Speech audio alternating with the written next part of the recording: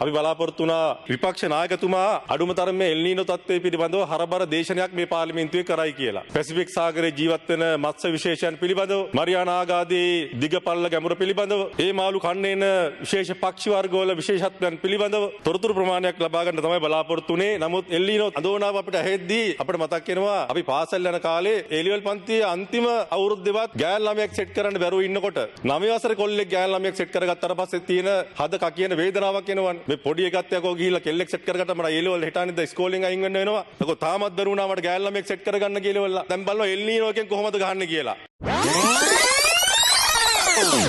ලානීනා එල්නීනෝ බරපතල තත්ත්වයක් නිර්මාණය වෙනවා. විනාශකාරී තත්ත්වයන් වලට සමාන එල්නීනෝ එකක් අපේ රටත් පාත්‍ර වෙනවා කියන එක ජාත්‍යන්තර ආයතන දැන් පෙන්නලා දීලා තිබෙනවා. දැන් මේකේ මොකද තේරුම? මෝසම් වැසි සාමාන්‍ය මට්ටමට වඩා අඩු වෙනවා. ඒ තුල කෘෂිකර්මාන්තයට බරපතල හානියක් සිද්ධ වෙනවා.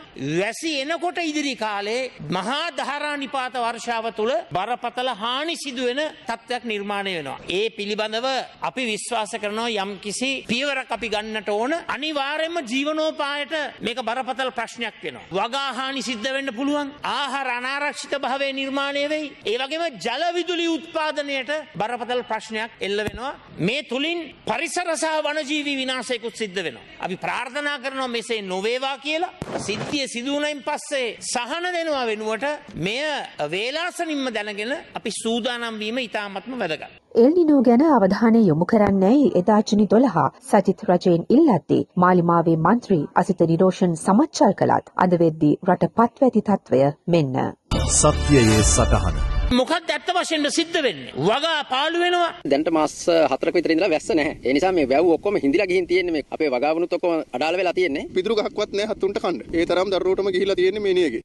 දැන් පොල් ගස් උනත් මේ සෑහෙන මැදීමකටපත් වෙගෙන එනවා. දැන් වතුර නැහැ ඇත්තටම මේ අඩියක් විතර වතුර ප්‍රමාණයක් තමයි දැන් දැලුවේ තියෙන්නේ. මේ සැරේ කරපු ගොවිතැන් ඔක්කොම මැරිලා ගිහිල්ලා වැවක ලින්දකවත් වතුර ටිකක් නැහැ. තල කැල්ල මේ පූදින්න ඔන්න මෙන්න ඉති කියලා තමයි මැරිලා මේ විනාශ වෙලා තියෙන්නේ. ආහාර අනාරක්ෂිත භාවය වැඩි වෙනවා. මහකන්නේ අවසාන භාගයකට යම් කිසි හානියක් වෙන්නත් පුළුවන්. ඒ වගේම 2027 වර්ෂයේ යල කන්නේටත් යම් කිසි හානියක් සිදු වෙන්න පුළුවන්. නාගරික වැසියන් ගත්තොත් ආහාරවල මිල ගණන් වැඩි වෙනවා. ග්‍රාමීය ප්‍රජාව ගත්තොත් ආදායම් මාර්ග ඇහිරෙනවා. අක්කර 900ක වපසරයකින් යුත් අම්පර ජලාශයේ ජල මට්ටම මේ වන විට ශීඝ්‍රයෙන් පහත බසමින් පවතිනවා. ජල මට්ටම පහත වැටීමත් සමග මත්ස්‍ය අස්වැන්නද පහත වැටී ඇතැයි දීවරීන් පෙන්වා දෙනවා. මේ උෂ්ණත්වය ඉහළ යාම තුල සාගර අභය භූමිය වැනි ස්ථාන මේ ඔක්කොම විනාශ වෙනවා. ඒ තුලින් ඇත්ත වශයෙන්ම දීවර කර්මාන්තයට දැඩි ලෙස බලපෑම් එල්ල වෙනවා. එල් නීනෝ තත්වෙන් සියොම් ශ්‍රී ලංකා හෙවත් මෙරට මුහුදු තීරයේ උෂ්ණත්වය ඉහළ යනවායි නාරා ආයතනයේ පුරෝකථනය කර තිබෙනවා. නාරා ආයතනයේ පැවසුවේ එලෙස උෂ්ණත්වය ඉහළ ගියහොත් ශාක ප්‍රවාහක බලපෑමට ලක් වී ඒවා ආහාරයට ගන්නා කුඩා මත්ස්‍යයන් සාගර ජලයේ උණුසුම අඩු වෙනත් මුහුදු ප්‍රදේශ කරා යොමු වීමේ ප්‍රවණතාවක් පවතින බවයි. එසේ වුවහොත් එම කුඩා මාළු ආහාරයට ගන්නා විශාල මත්ස්‍යයන්ට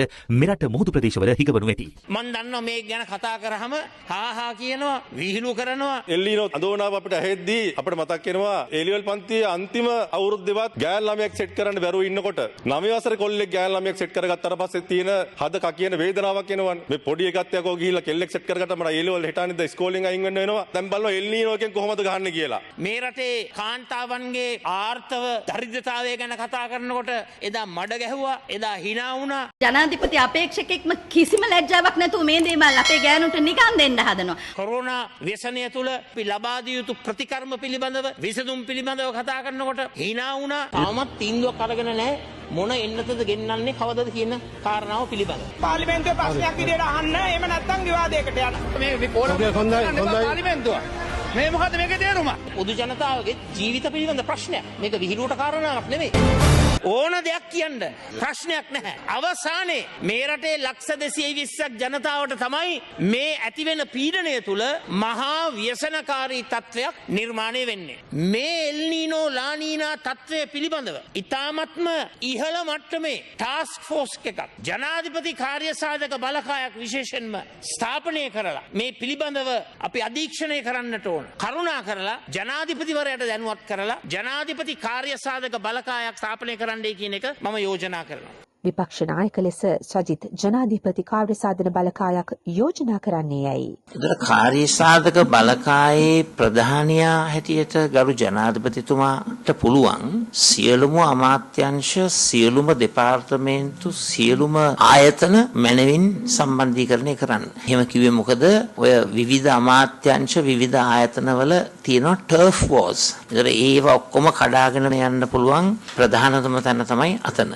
පුරවැසියන්ටත් පුරවැසි වගකීමකුත් තියෙනවා. එදා දිත්වා අවස්ථාවේ අනුරදුන් පිළිතුර මතකද?